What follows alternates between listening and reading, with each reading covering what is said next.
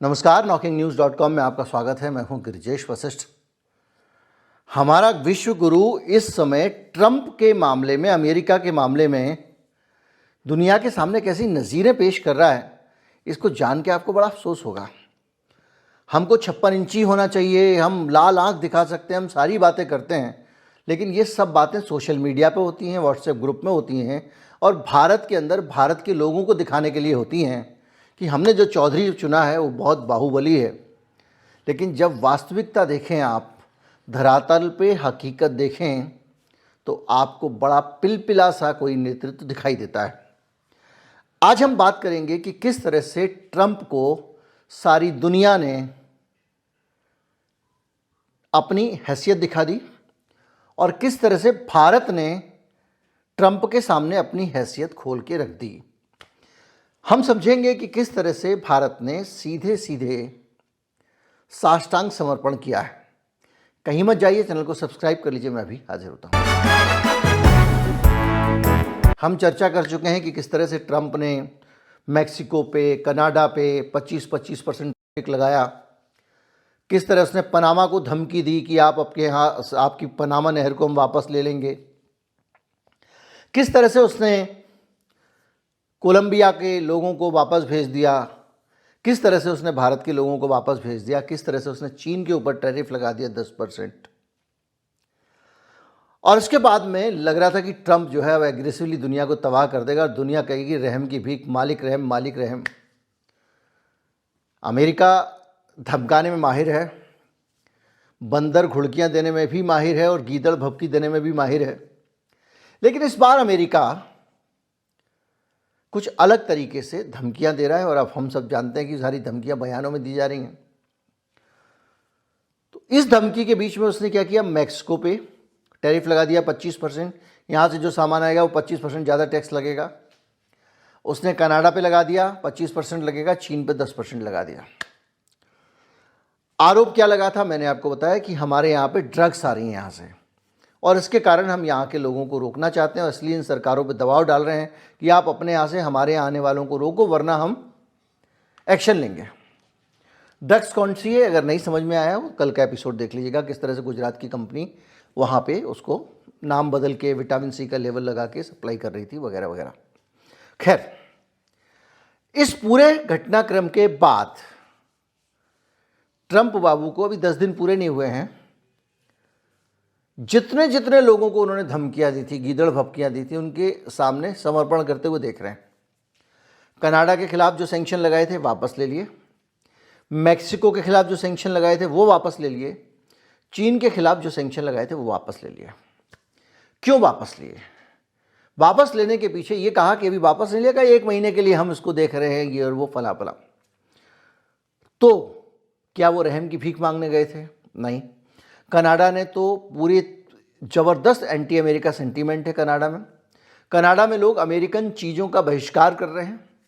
Canada ने उल्टा duty लगा दी थी अमेरिका के ऊपर कि अमेरिका को हम ये चीज़ें अमेरिका से लेंगे ही नहीं, और बहुत सारी उसने एक तरह से आग दिखा दी थी और ट्रूडो खुलकर लड़ रहे थे। जिस ट्रूडो को हम अपने देश में विलेन मानते हैं, उस ट्रूडो ने अमेरिका को करारा जवाब दे दिया। मैक्सिको ने भी कह दिया। देखिए, मैक्सिको की 2 चीज़ें हैं। देखिए, एक जो ड्रग्स वाली समस्या है उससे मैक्सिको भी परेशान है, क्योंकि जो ड्रग वाले जो लोग हैं वो मैक्सिको के अंदर घुसपैठ करते हैं। करीब 35-40% मैक्सिको पे ड्रग माफिया का कब्जा है। वहाँ के सारे नेताओं को ये जेब में रखते हैं।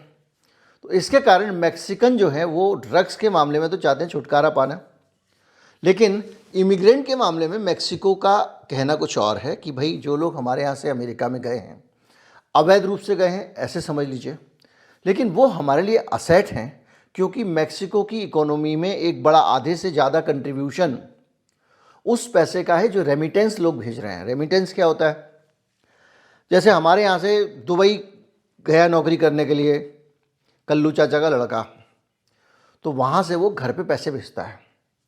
इसी तरह से विदेशों में बसे हुए जो भारतीय हैं, उसी तरह से अलग अलग देशों के लोग अपने परिवार को अपनी कमाई का पैसा वापस भेजते हैं अमेरिका से। वो जो पैसा वापस भेजते हैं उससे काफ़ी पैसा और विदेशी मुद्रा हर देश को मिलती है। इसीलिए मेक्सिको अपने देश के इमिग्रेंट्स के लिए लड़ गया, लीगल हो या इलीगल हो। और उस पूरी लड़ाई का नतीजा ये हुआ, कनाडा भी लड़ा, कि आखिर में इनको झुकना पड़ा और झुकने के बाद सैंक्शन हटाने पड़े। कोलंबिया ने इस बात से बेहद अपमानित अनुभव किया कि आपने हमारे लोगों को कैदियों की तरह विमान में बंद करके कैसे भेजा, हथकड़ी और बेड़ियां लगाकर मालवाहक विमान में क्यों भेजा। हम अपने लोगों को, अगर आप कहते हो अवैध हैं, हम अपने लोगों को देखेंगे और उन अवैध लोगों को हम चार्टर्ड प्लेन से लेकर आएंगे। यानी अगर कोलंबिया का नागरिक है वो अमेरिका से वापस आएगा तो इज्जत के साथ आएगा। अब आप इन तीनों देशों को देखें, चीन को देखें। चीन ने भी जवाबी टैरिफ लगा दिया था और उसने कहा कि कोयला और एलएनजी पर 15% एक्स्ट्रा टैक्स लगेगा अगर अमेरिका से आता है तो, और कच्चे तेल पर 10% टैक्स। यानी सीधे सीधे। और जबकि चीन का ये कुछ नहीं बिगाड़ सकता।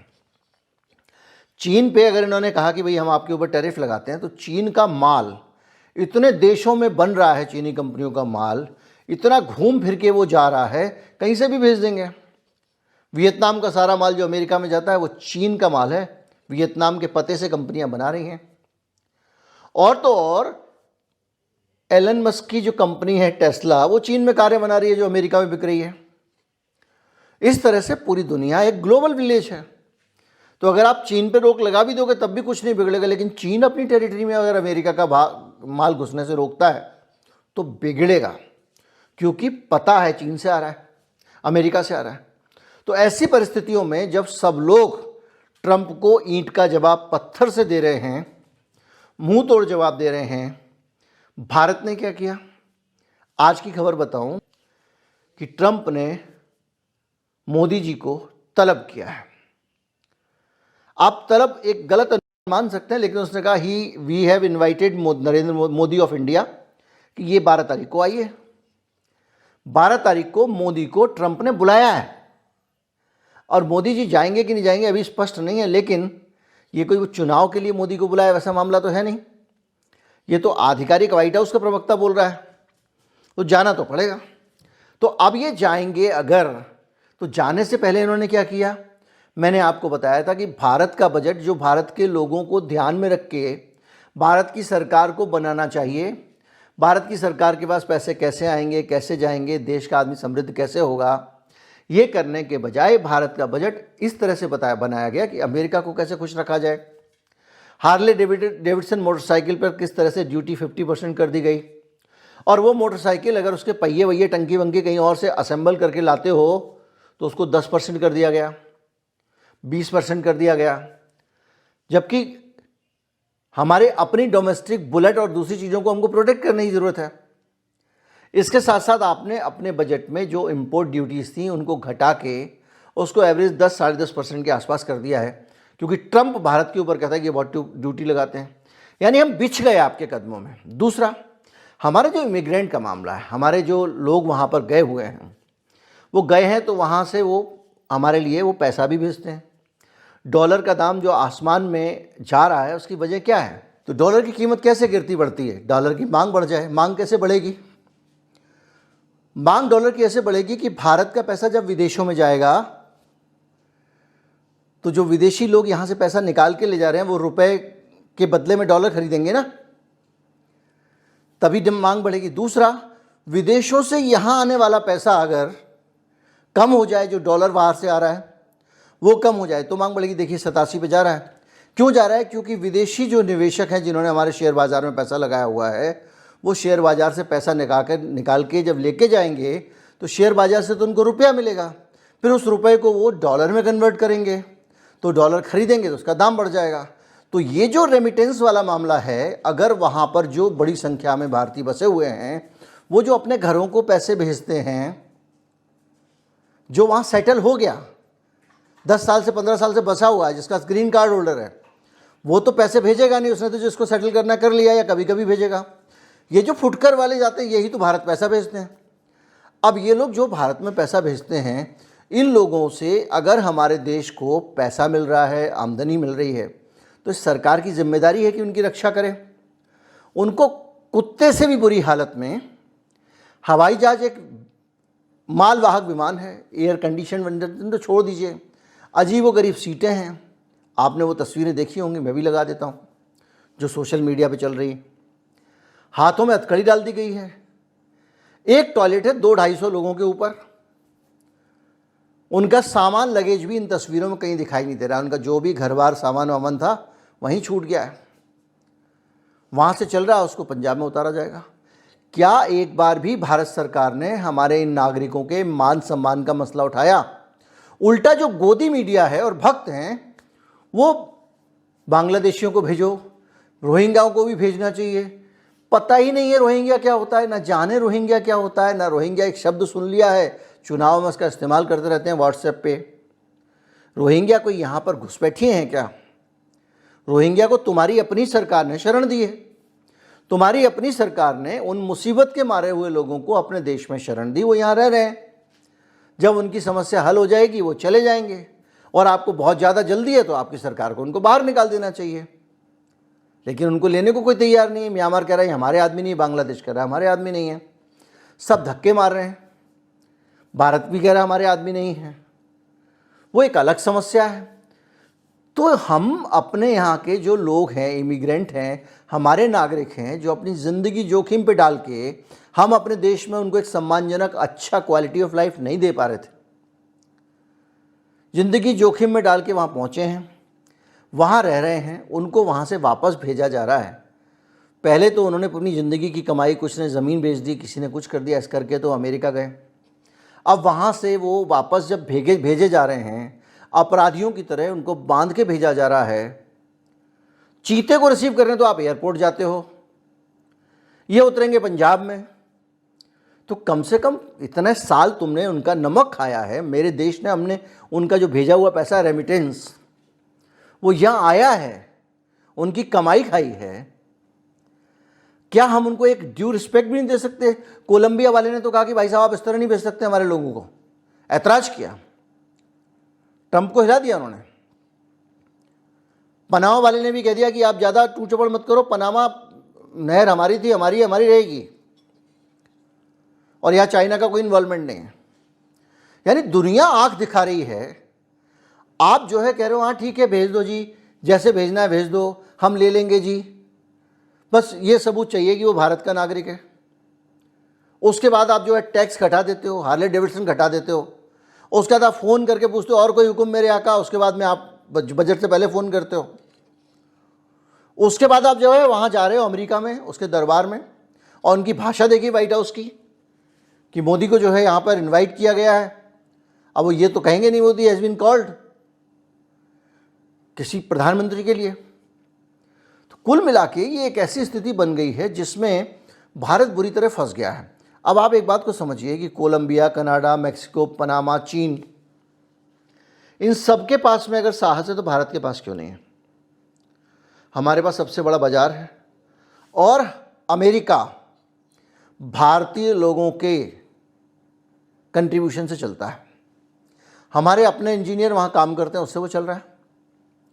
हमारे इंजीनियर अमेरिका की वेल्थ बना रहे हैं। आज जो भी आईटी का साम्राज्य अमेरिका का खड़ा हुआ है, भारतीय लोगों का दिया हुआ है।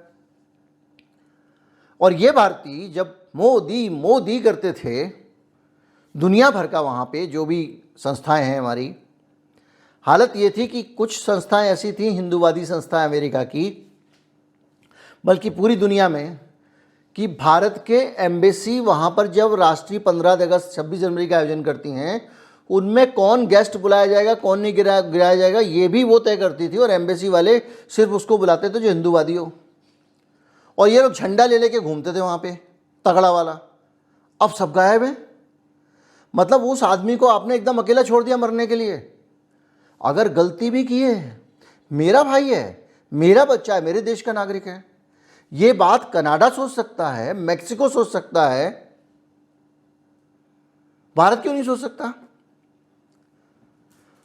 दूसरा, अमेरिका जो है उसके घर में कोई ना घुसे, ये सुरक्षा करना अमेरिका की जिम्मेदारी है। या हमने ठेका लिया हुआ है या मैक्सिको ने ठेका लिया हुआ है। हजारों किलोमीटर का कनाडा का बॉर्डर है, उससे घुस के लोग जो अंदर जाएंगे उनको रोकने की कनाडा की जिम्मेदारी थोड़ी है। तुम्हारा देश है, तुम रक्षा करो। तो ये जो चीज़ें हैं इनके ऊपर कम से कम कुछ तो बोलना चाहिए यार, इतना डरना क्या।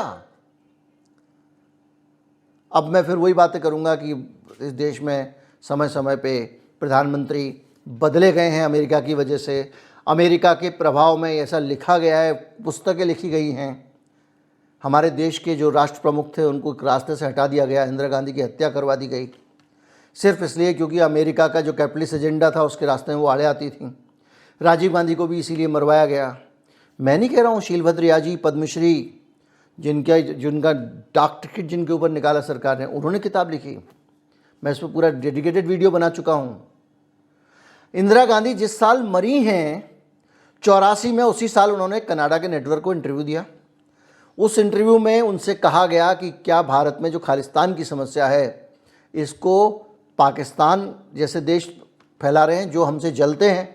इंदिरा गांधी ने कहा ना, जलने वाले देश नहीं है, बल्कि ऐसे देश हैं जो चाहते हैं कि भारत अपनी मर्जी से नीतियां ना बनाए, उनके कहने पर नीतियां बनाए। और ऐसे ही लोग जो हैं वो खालिस्तान की समस्या को बढ़ा रहे हैं।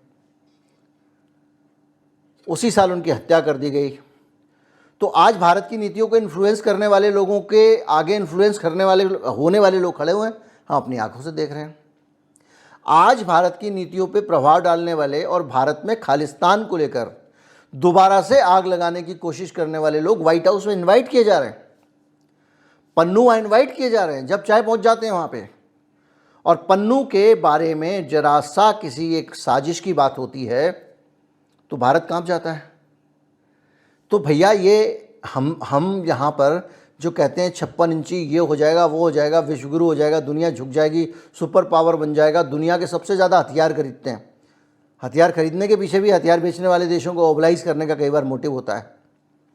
तो क्या कुर्सी बचाने के लिए हमारे नेता देश को इनके आगे समर्पित कर रहे हैं? बहुत सारी ऐसी चीज़ें हैं जो दिमाग में आती हैं। उम्मीद करता हूं कि आप इस मसले पे देख पा रहे होंगे कि दुनिया के जो देश हैं वो उस ट्रंप की दादागिरी पे कैसे रिएक्ट कर रहे हैं और हम कैसे कर रहे हैं। उस ट्रंप की जो सिर्फ और सिर्फ गद्दार है। गद्दार इसलिए है कि जिसने पूरी जिंदगी उसका साथ निभाया, उसी के साथ वो कपट कर रहा है। नमस्कार, जय हिंद।